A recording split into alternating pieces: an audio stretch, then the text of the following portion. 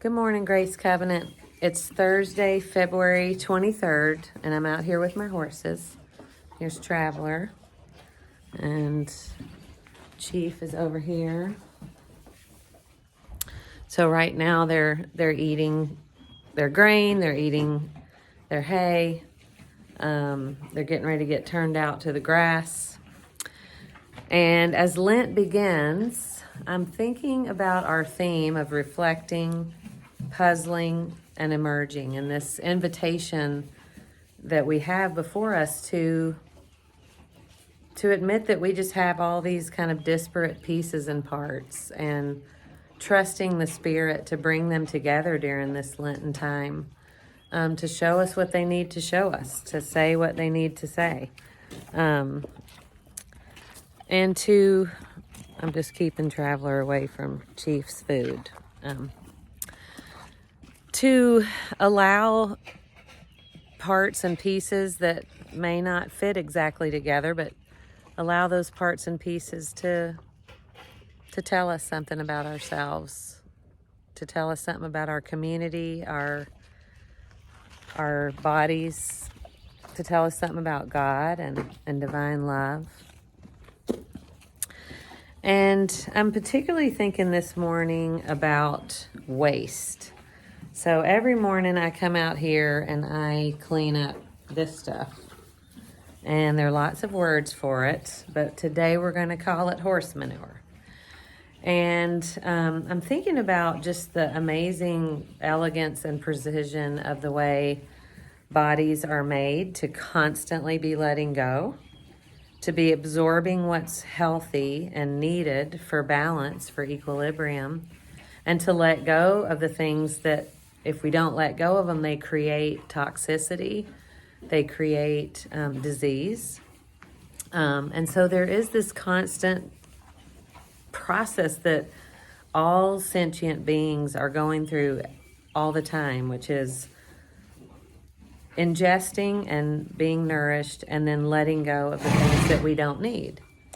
And I'm thinking about how horses eat all day long.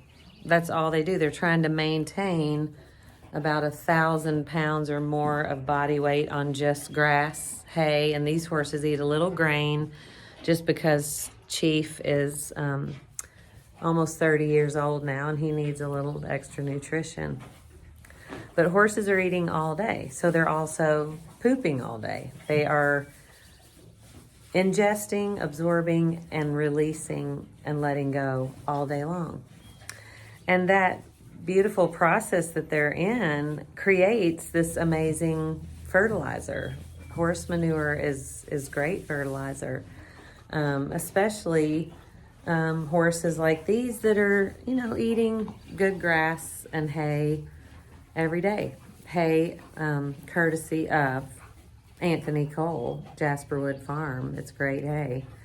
And this process of letting go is not something you can just do every once in a while, but horses, if they don't eat all the time and they don't go to the bathroom on a regular basis, then they can die. Horses cannot throw up. There's only one direction that things go in.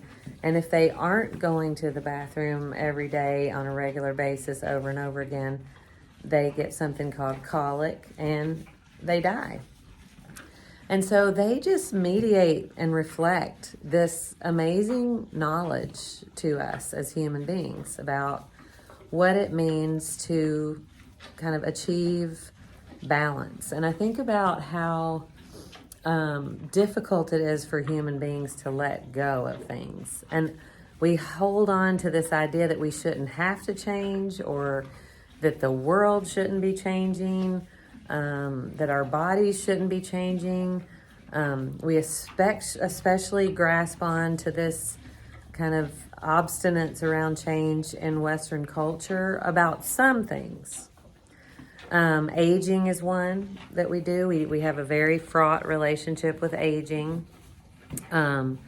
We have a very fraught relationship with just not having a particular norm that everyone should have to to adhere to.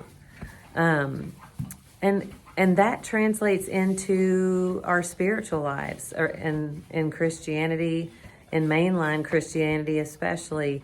Change has been very difficult, and when systems don't change, they die. And a lot of churches are dying these days. Churches that aren't dying are changing. They're embracing new ideas, new ways of being together. They're being creative. They're going through tough growth edges.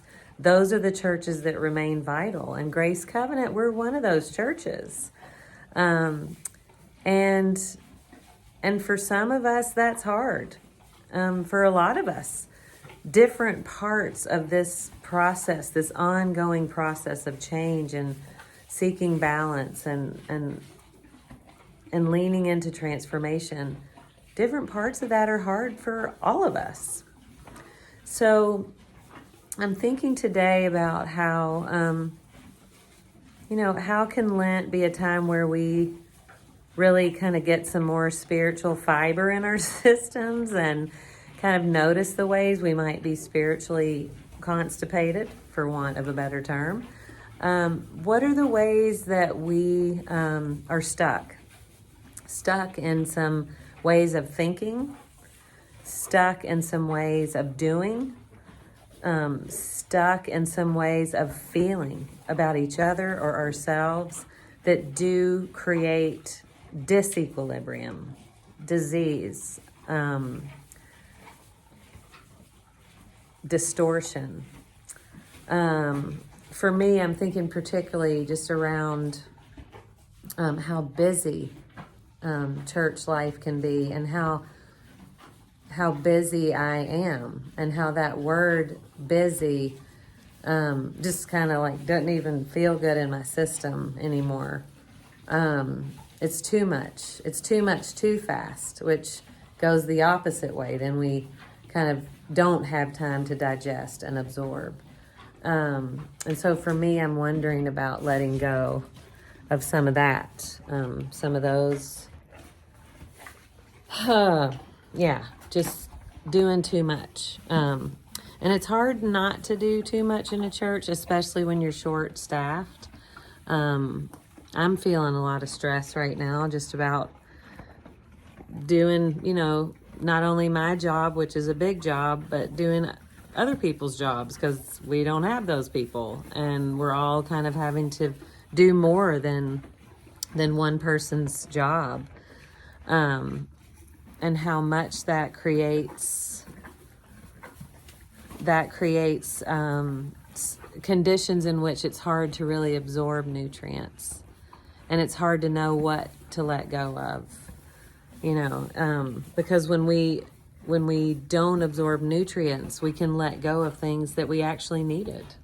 And so that's part of my Lenten process, is going to be just letting horse manure reflect back to me some wisdom around what do I need to let go of? What do I need to spend more time with? What are some other sources of nourishment that I could add into my daily practices to give my body a better chance at feeling balanced and feeling well.